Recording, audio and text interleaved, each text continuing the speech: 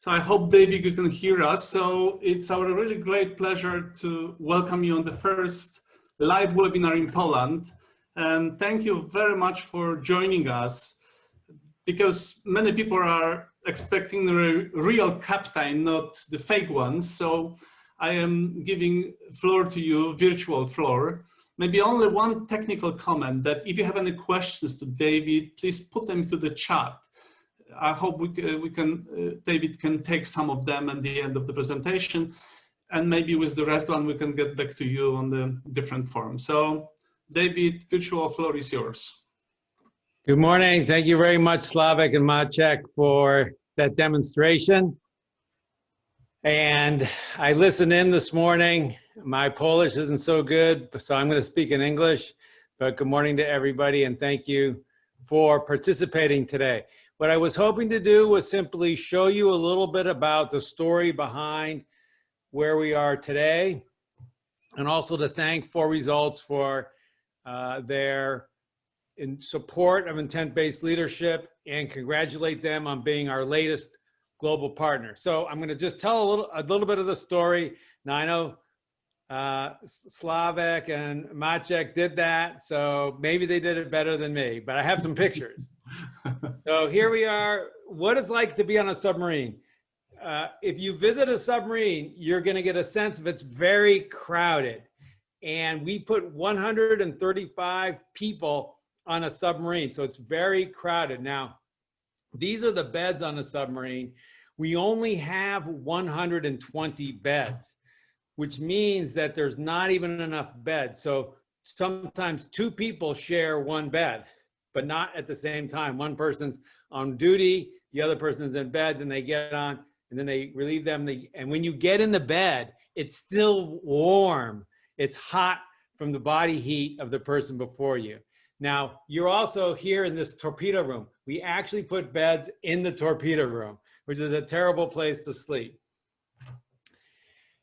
Also, this is what your bunks look like. The bunks, again, very small, very crowded. This is all the private space that you have.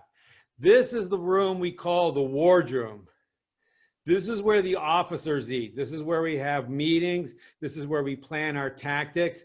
And when we sit down to eat, we sit in exact order of rank. Exact order, not close order, but exact order of rank.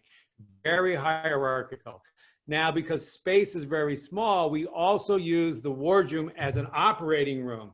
We don't have a doctor, but we have a paramedic, a special EMT person, and they have this big book, and it tells them how to do all these procedures. So if you go and you say, oh, my belly hurts, they'll poke you. They say, lie down. And they can do surgery on you. Now, when I was trained as a naval officer, the book they gave me was this book, and it says leadership can be defined as directing the thoughts, plans, and actions of others so as to obtain and command their obedience, confidence, respect, and loyal cooperation. And I try to have Google translate this into Polish for me. This is the definition, which is about this quadrant of leadership.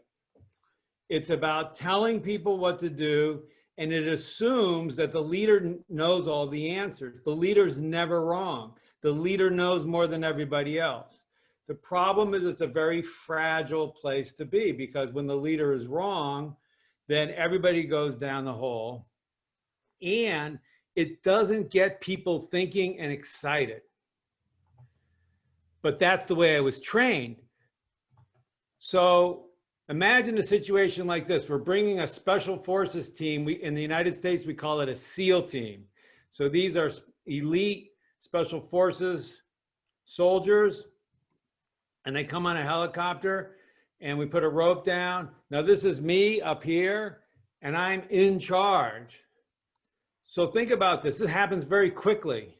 There's so much noise, no one can hear. And if this sailor has a problem, let's say this person falls off the side, or the helicopter goes off to one side, does he keep holding on to it?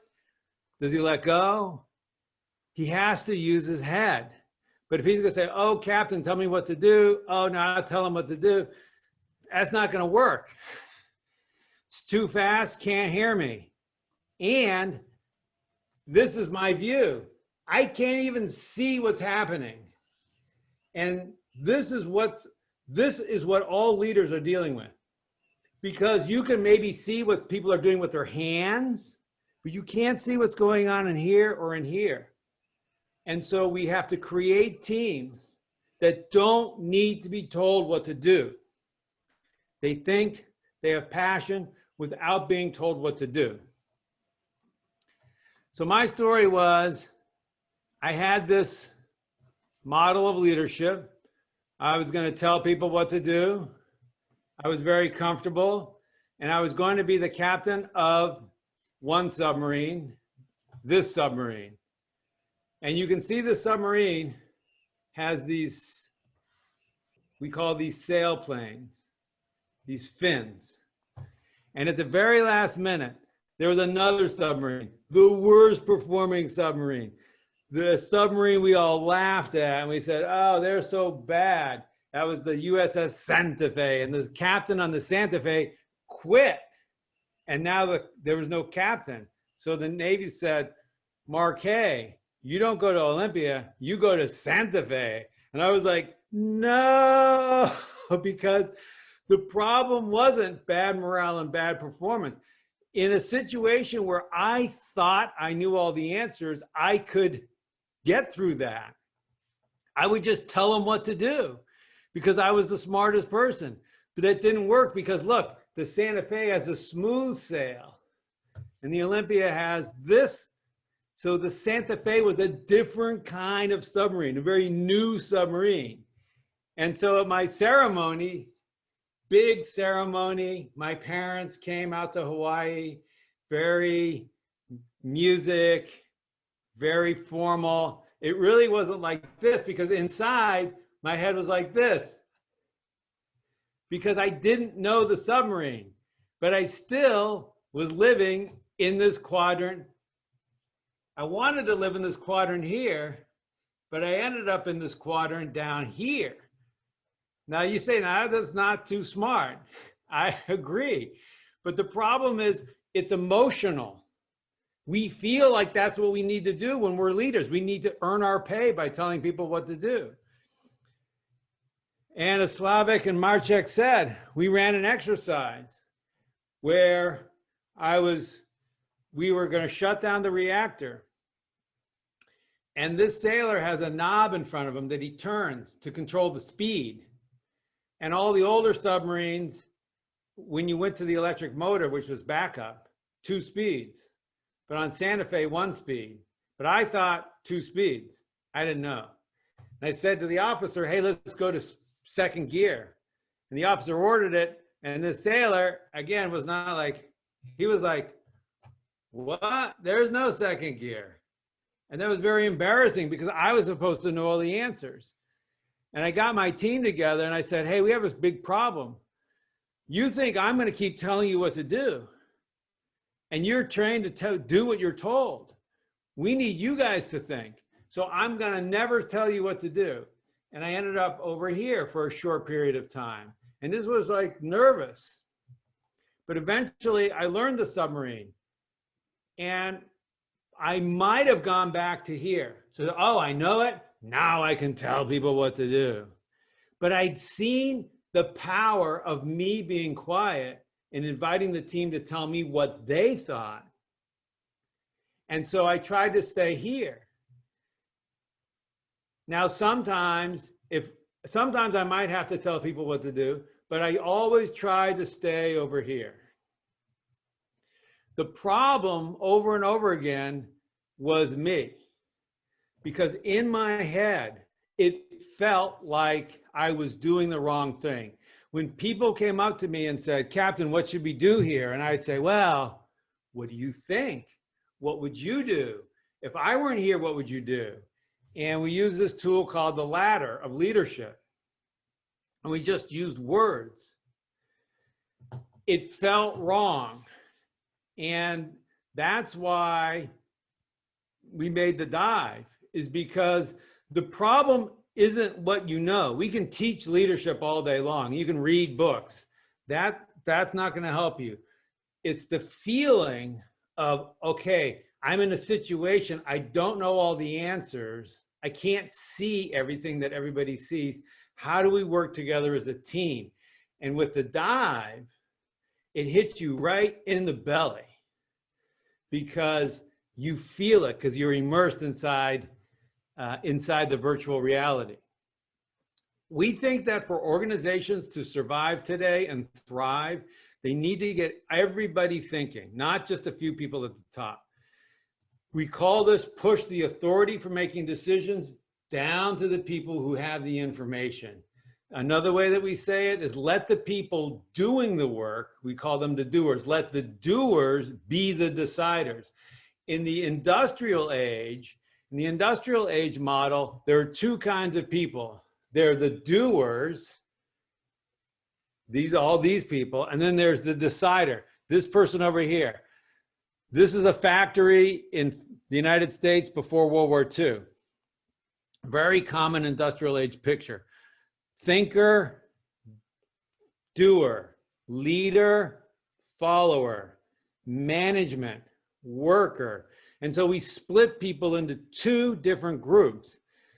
The problem is humans are not very good at this kind of work. Our minds wander, we get bored, it's not fulfilling, we don't like it. Our grandparents did it because they had to put food on the table, but they didn't necessarily like it. They weren't being fulfilled by this work.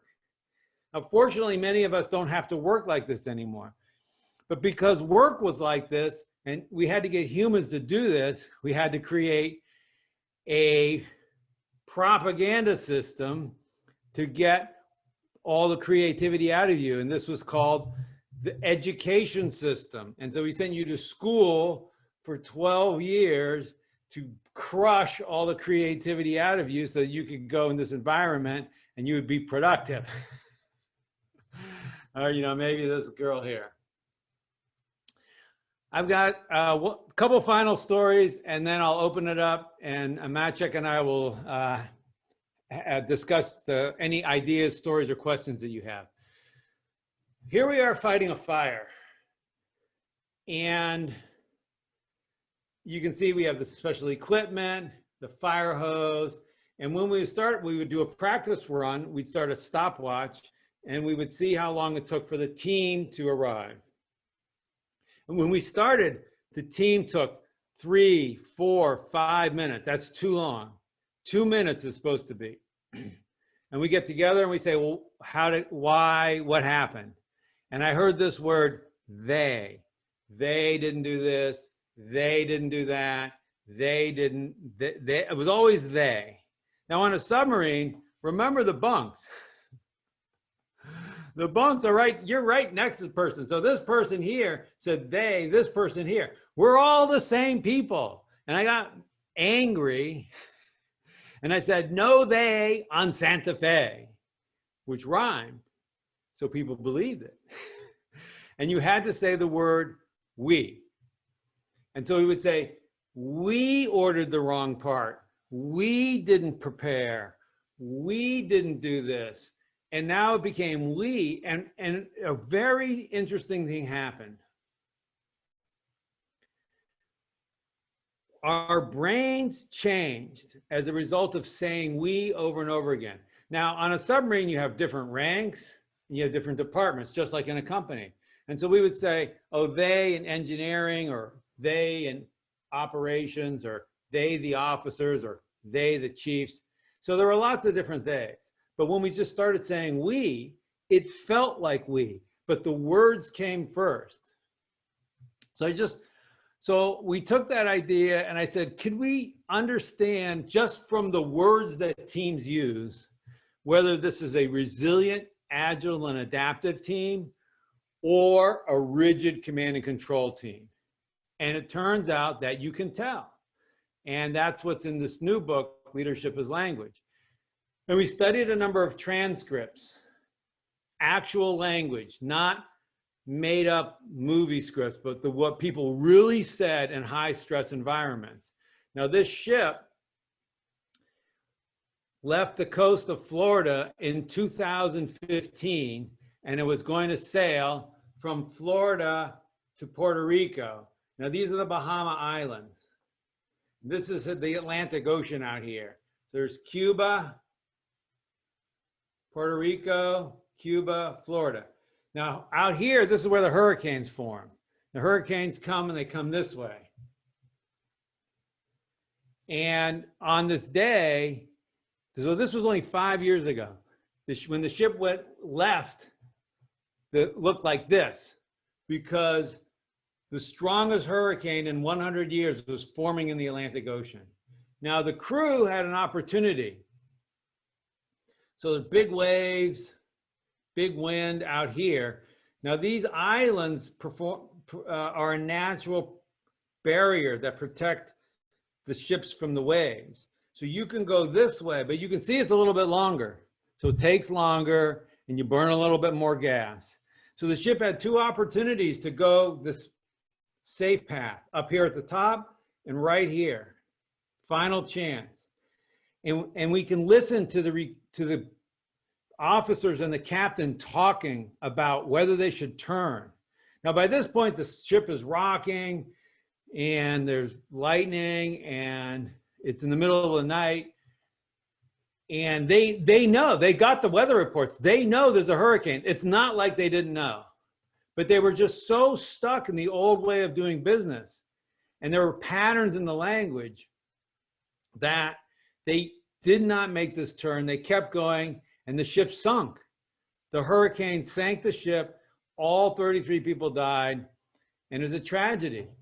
But since we recovered the black box, we have 500 pages of what they said to each other, and we can learn from it. And I'm just going to show this briefly, but what we learn is that the language that they use is basically a set of plays that mirror the industrial age workforce. It was exactly like this picture that I showed you here. It's as if this was the structure.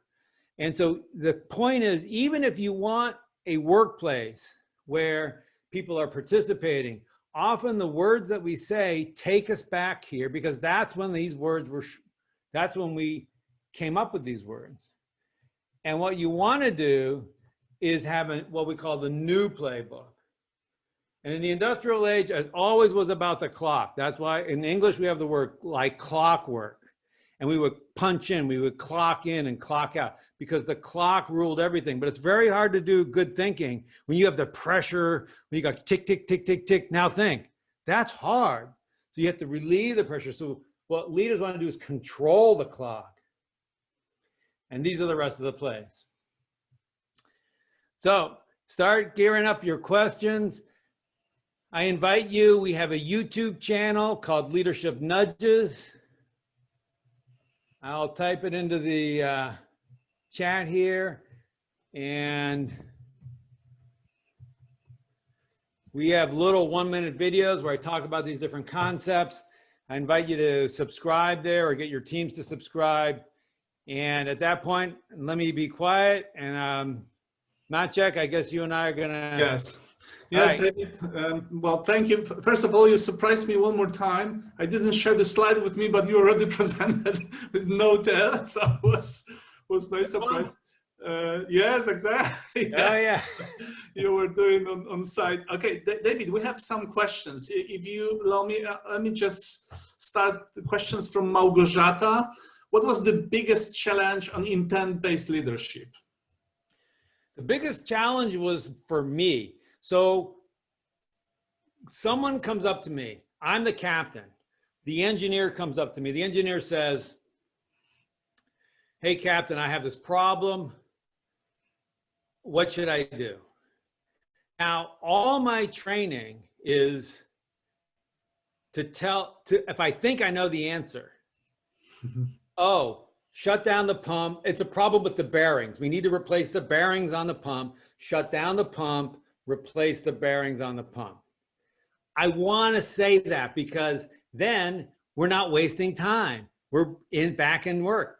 But that's not creating a team that's thinking. So I would have to say, What do you think? What would you do? What do you think the problem is? If you were the captain, if you were me, what would you want me to tell you to do? Oh, you should tell me to replace the bearings. Okay, why don't you replace the bearings? Okay, well, next time when you come, just skip that and just tell me, hey, I intend to replace the bearing. Okay, now I get to ask questions, but the problem is always me. So here's the thing you can do to practice. Are you guys shut down from COVID, or can you go to restaurants still? Well, we can, but it's tough. Not a good idea. Okay, so when I would go to restaurants, when I would try and get the server, the waiter, or the waitress to pick my meal for me. And so you have to give up control to that person over what you're going to eat, but you also need to make it safe for them to make the decision for you. So at home, if you're at home, give up a decision to somebody else, something that's happening at home. So it could be, what book are you going to read next? So I ask my wife, hey, you pick a book for me. Now that might make you nervous or scared, but you can provide clarity, or most likely, like my wife knows the kind of books that I want, but she probably will also want to test and give me something a little bit different that she thinks might be good for me. I don't know, but I trust that she wants the best for me. So I'm going to read what she suggests, what movie to watch, who's driving the car, how folding the laundry, stacking, loading, if you have a dishwasher, loading the dishwasher, how you do the dishes. I don't know about you, but find something that you can give control up, and you will feel it in your gut, what I felt. So David, you're saying that you're extending intent-based leadership not only in the work, but also on a much larger area. Yeah, I tell you, it helped me a lot. It's like with my kids as they were growing up, because when they're little, you have to tell them what to do. They don't know what a car accident is. You have to tell them, put on your seatbelt. Well, why? Because I told you. No, because you can get hurt. And if you're not wearing your seatbelt, you'll be hurt. Okay. And then eventually when they leave, they have to do it themselves. They have to know how to do it themselves. But yeah. David, there is another question from Rafał. Please elaborate more a little bit on the ladder of leadership, just giving some more lights on these different steps. Yeah, so the idea is, there's a couple ways to think about this. We're moving from low vulnerability to high vulnerability. We're moving from low ownership to high ownership. We're moving from low engagement to high engagement, and low levels of thinking to high levels of thinking. So it starts with description. So when someone comes to you and says, tell me what to do, the idea is always go one more. You invite them to go one up. So what do you see? Well, here's what I see. Observation, description, feel safe. Okay, what do you think? So now what do you see? It's pretty certain. I just look around and say, well, here's what I see. This is what's going on. This is how the client reacted. This is the number of lines of code in the software. This is how long it took the team. It's just description. Okay, well, I think the team has too much. We're trying to put too many features into the product. Okay, so now higher level thinking, well, what should we do? I think we should not do this last feature and ship the product, and we'll do it in the next release.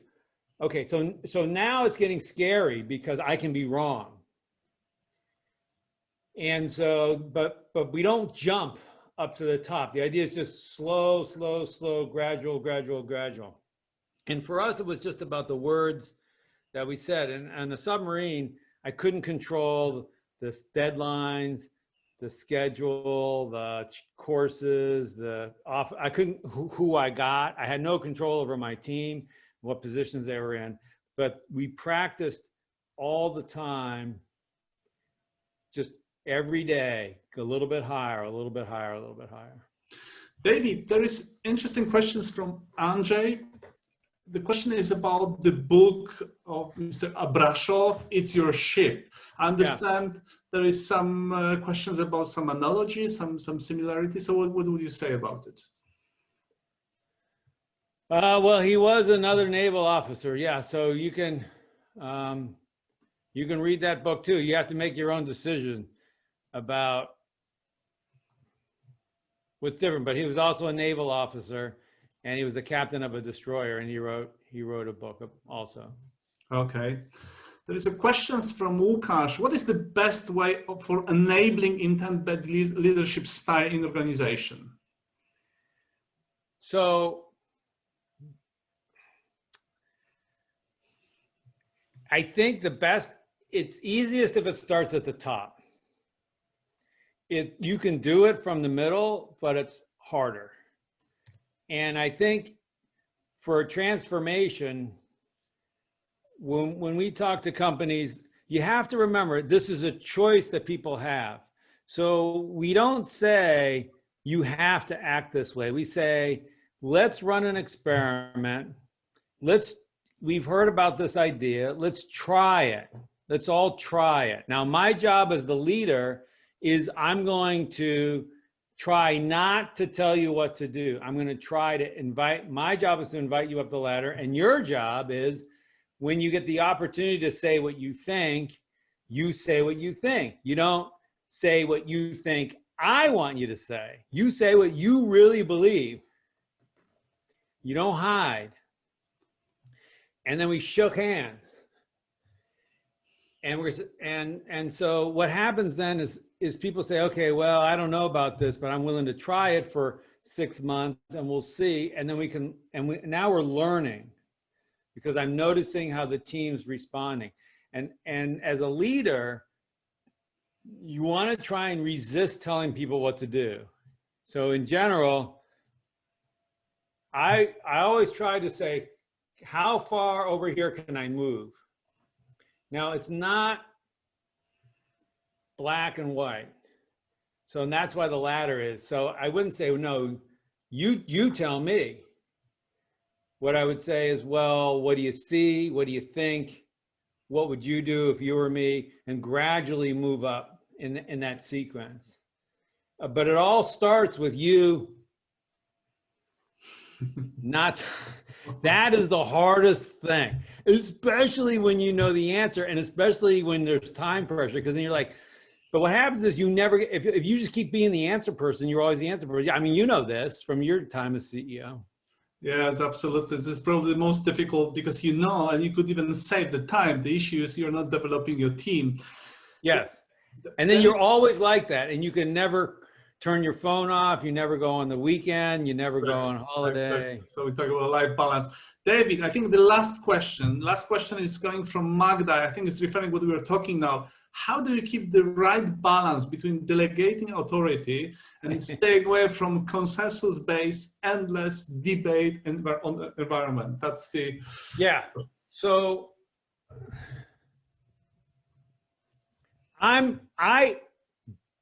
I'll say something bold here. I do not think groups make decisions. There's no such thing as group decision making. Individuals make decisions. And if you want to stop an organization from doing anything, force the group to make a decision. What will happen is the loudest person will start talking and everyone else will just give up and say, okay, sure, we'll do it that way.